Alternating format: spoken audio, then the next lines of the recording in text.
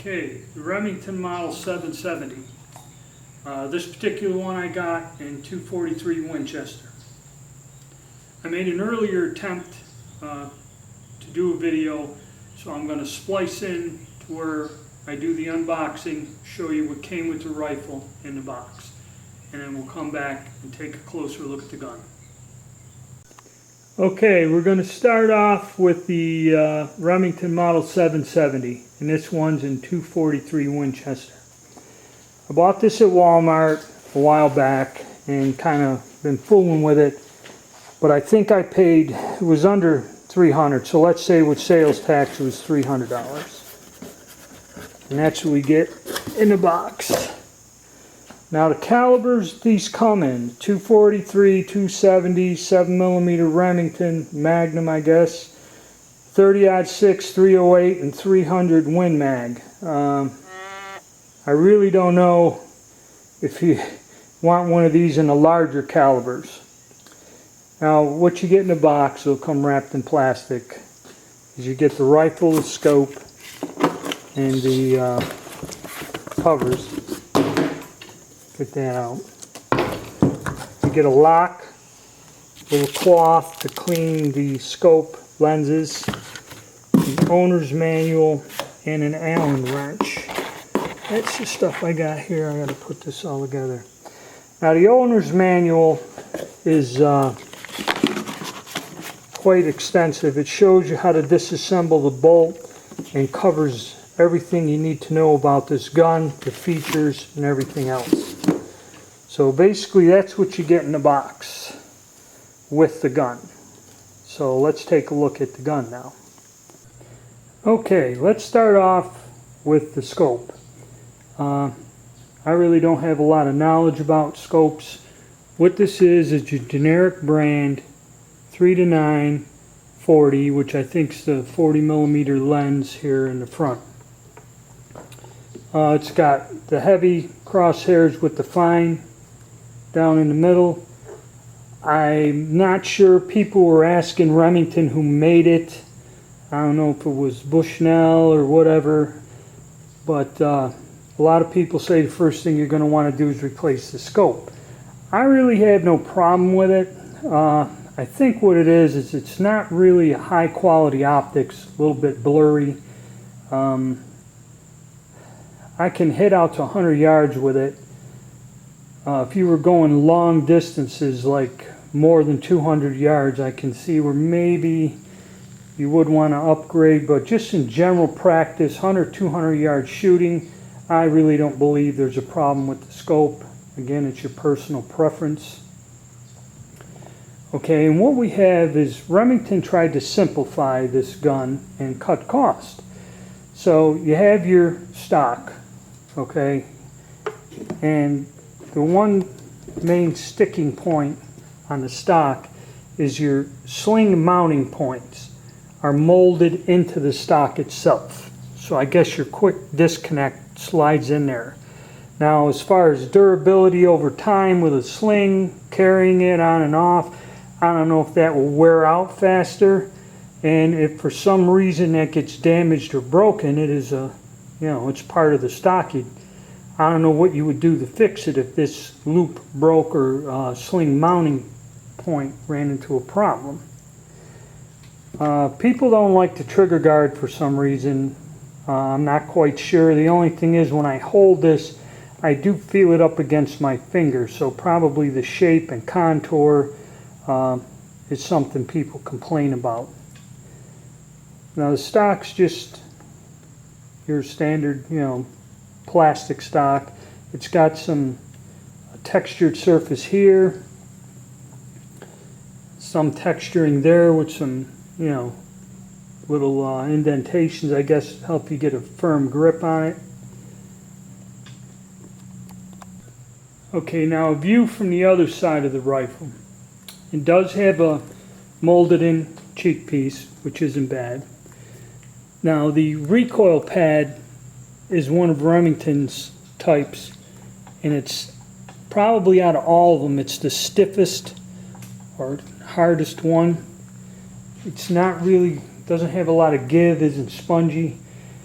In a 243 there's no problem, the recoil is not bad, but if it was a 300 Win Mag 30-06, that may be uncomfortable. Okay,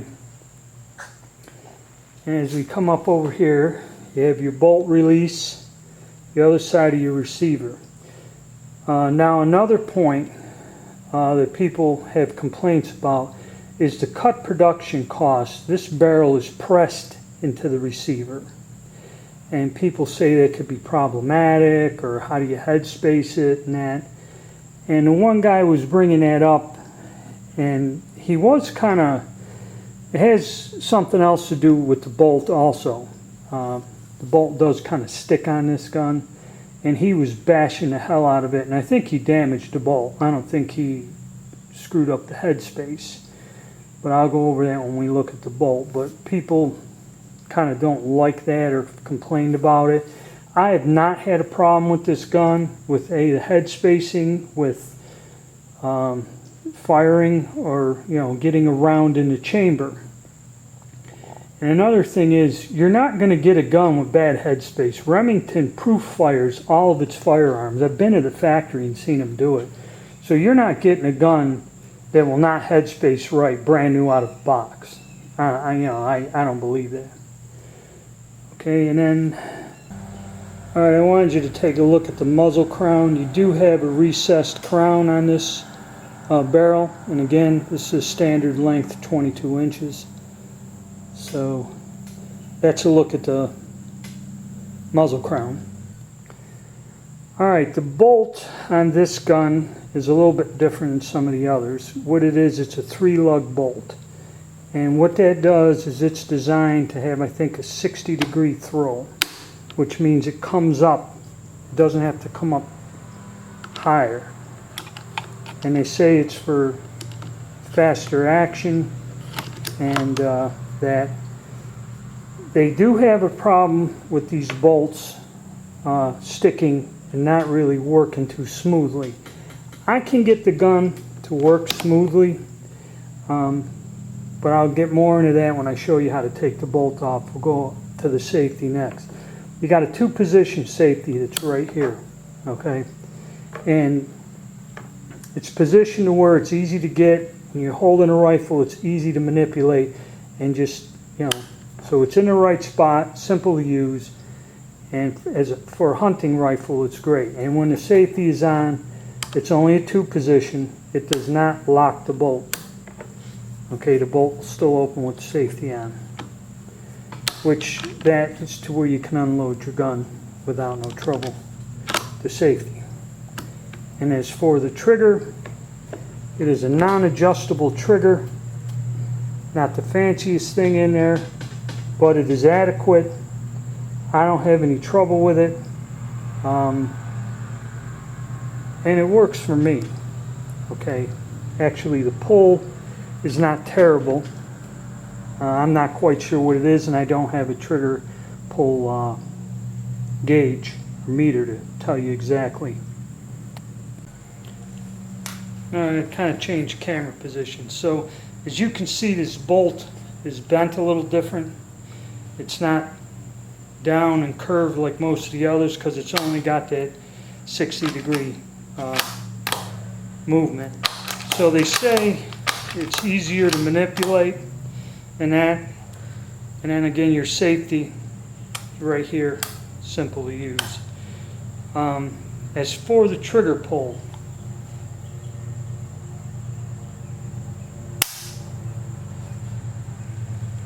my guess, maybe 4 pounds or something. It's not super light, but it's adequate. And I don't know, some people prefer a real light trigger pull. I don't on a hunting gun. I just, personally, I don't. But then again, it's not terrible, it's not horrible. There's not a, there's no creep or nothing. Little, maybe slightly, felt a little movement there, and it breaks pretty good. Probably not the best trigger out of all the guns, but it's adequate. Okay. Now the thing about the bolt, where we all get worked up about the bolt, is this bolt will bind, as you see. Okay. And why that is there's a plastic insert into this rear part of the receiver, and that plastic gives. Now you see you can't, but see the thing is, and when I've shot this, you can feel it when you're pulling. You can feel the bolt maybe drag and rattle. The plastic gives way. All right. Now you can see I'm pushing on that. It ain't moving. But the thing is, to go and smash this like the guy was doing in the video is not a good idea. You're just going to damage this gun. This is not a top-of-the-line weapon. Now you can manipulate, I can manipulate this bolt back and forth. Just don't tug on it to one way or the other. And it is, so if you're gentle with this bolt problem, okay, goes away. This is a usable gun, and you can manipulate the bolt. Just now, there's binding again. But see, if you just let the pressure go, so you can get it to bind there. But just, it's in how you operate this gun. Okay, if you want to make it not operate, you can. If you do, you want it to work, it's fine, it will. And one person did a video where he was slamming this, and then he went and took a dummy round and tried to close it, and he couldn't close the bolt down, and so he smashes it down. And I believe what he did is he damaged the bolt with this rough handling, and that's why I wouldn't do that. I don't think the headspace was off. He was saying the headspace is off, he's got to send the gun back and this. I don't think so. The way he was beating that gun up, I think he did something, he damaged the bolt. So be aware, this is not the smoothest action out of the bunch, and there is a problem with that, and we'll take a look at what that is, and I'll explain it to you better.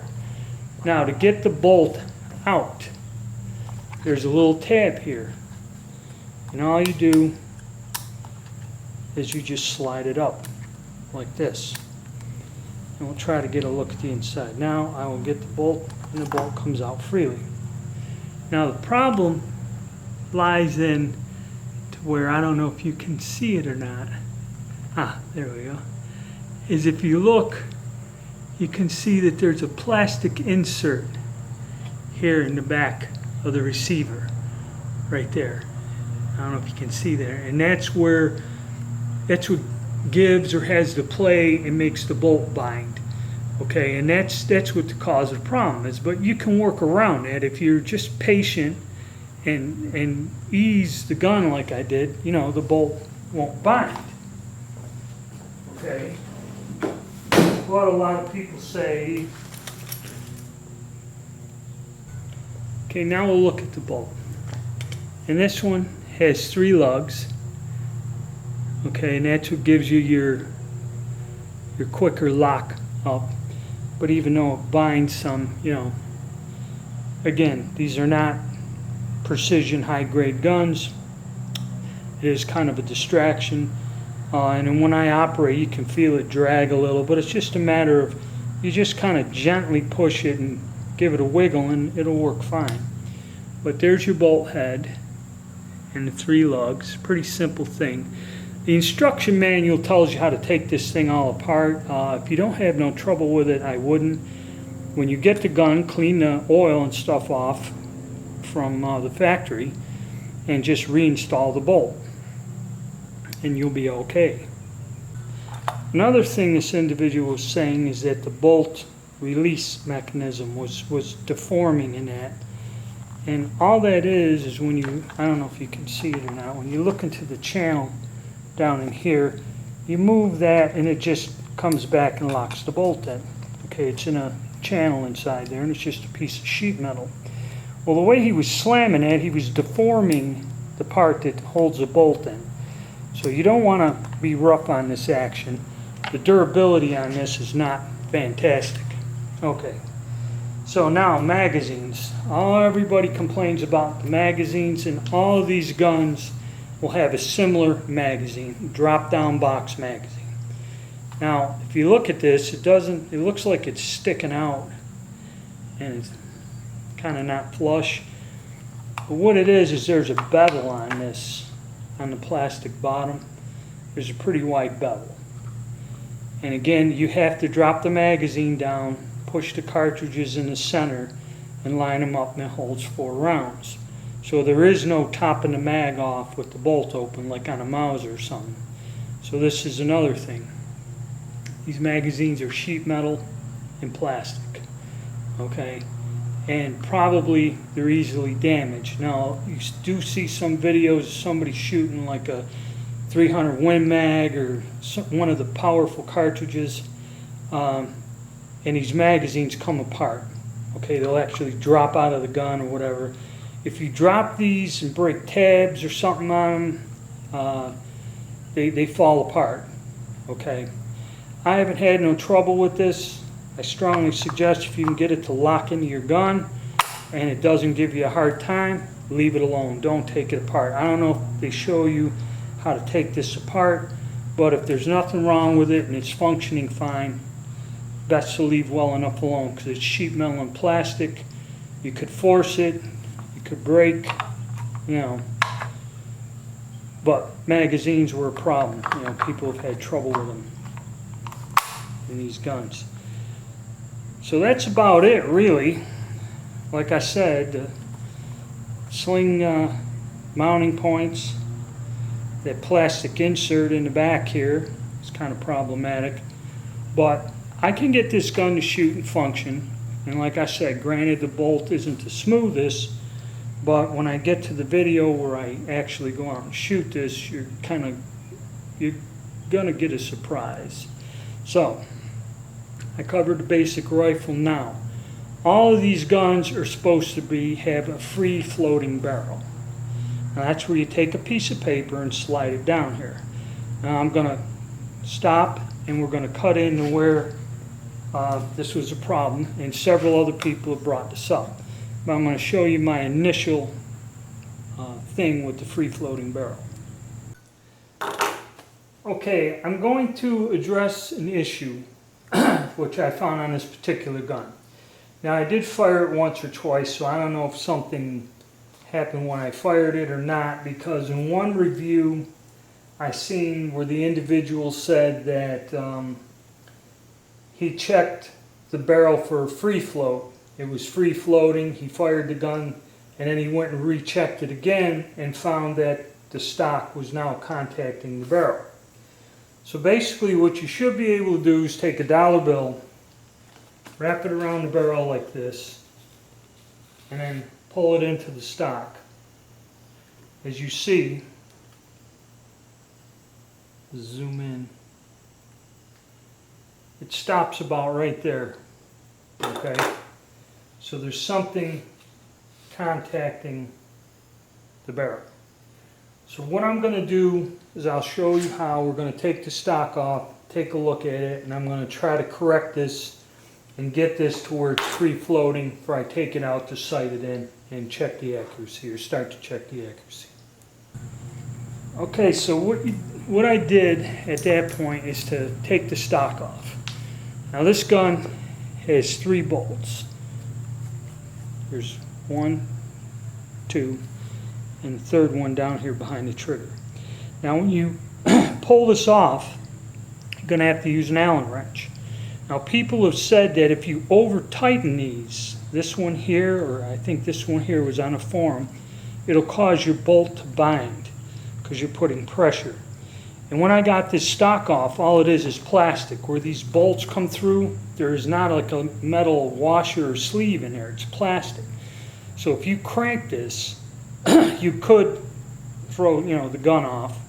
And also this one here, there's a brass insert in the tail end of the tang.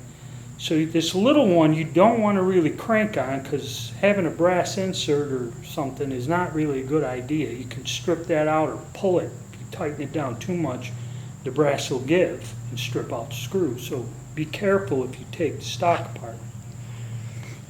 Now,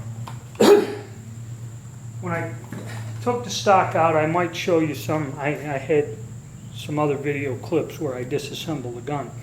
I might add them in here. So we took the stock off. Okay, my first impression on the 770, and from all the somewhat negative reviews about this gun, kind of doesn't look good or isn't favorable. But this gun is serviceable. It will work if you can just be patient and, you know, not get crazy with the bolt, and learn to use it on its shortcomings, shall I say, get around its shortcomings. When I went out, honestly, when I went out and tested it, after the sightings and that, this rifle in this caliber, now I don't know if every single one will, and like I said, if you had this thing in a heavier caliber, it's a different story, but in a 243, it shot the most accurate groups, and it was consistent where it shot. Even running 2 mags through and heating it up a little, it was pretty good, pretty consistent, so it was kind of a surprise to me. So that's my take on it, and my explanation and the points of the bolt, the mags, and the stock. Now, one thing about this stock, for me, now I'm up here, you can see, I find myself, it isn't quite the right length of pull or something. I find myself straining to get the correct eye relief on the scope. So that's why whenever you look at any of these guns, I strongly suggest that you take your time, shoulder it in the store, especially if it's one with a scope on it, and, you know, make sure. That's about the only other distraction I got is I have to kind of stretch my neck, so it's a little uncomfortable to shoot. All right, so that's my basic review on the gun, and we'll go on next to the sight-in video and then shooting it at 100 yards with, I believe I just used Remington core lock ammo. It was $16.99 a box. It was the least expensive ammo I could find.